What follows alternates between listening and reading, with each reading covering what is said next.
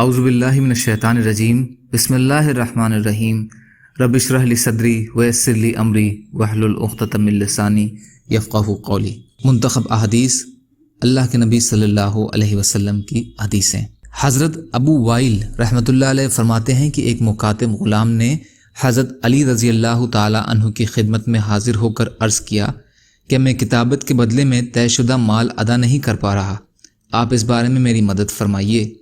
حضرت علی رضی اللہ عنہ نے فرمایا، کیا میں تمہیں وہ کلمے نہ سکھا دوں جو مجھے رسول کریم صلی اللہ علیہ وسلم نے سکھائے تھے؟ اگر تم پر یمن کے سیر پہاڑ کے برابر بھی قرض ہو تو بھی اللہ تعالیٰ اس قرض کو ادا کرا دیں گے۔ تم یہ دعا پڑھا کرو، اللہم اکفنی بحلالک عن حرامک واغننی بفضلک عمن سواک۔ یا اللہ مجھے اپنا حلال رزق دے کر حرام سے بچا لیجئے اور مجھے اپنے فضل و کرم سے اپنے غیر سے بے نیاز کر دیجئے۔ ترمذی۔ فائدہ: مکاتب اس غلام کو کہتے ہیں جسے اس کے آقا نے کہا ہو کہ اگر تم اتنا مال اتنے عرصے میں ادا کر دو گے تو تم آزاد ہو جاؤ گے۔ جو مال اس معاملے میں طے کیا جاتا ہے اس کو کتابت کا بدل کہتے ہیں۔ یا اللہ ہم سب کو کہنے سننے سے زیادہ عمل کی توفیق عطا فرما۔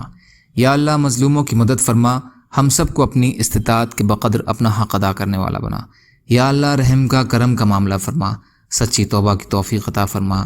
جو پریشان حال ہیں ان کی پریشانیوں کو دور کر، جو بیمار ہیں انہیں صحت عطا فرما، جو قرض میں ہیں ان کے قرضوں کو ادا کرا دے۔ یا اللہ آپ قادر مطلق ہیں، آپ ہر چیز پر قادر ہیں۔ یا اللہ آپ کے لیے آسان ہے، ہمارے لیے بھی آسانیاں پیدا فرمائیے۔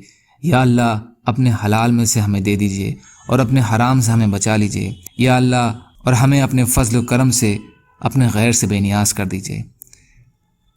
اللہم اغفر لی وارحمنی، اللہم انا نجعلک فی نحورہم ونعوذ بک من شرورہم برحمتک یا ارحم الراحمین۔ لا الہ الا اللہ محمد رسول اللہ۔ السلام علیکم۔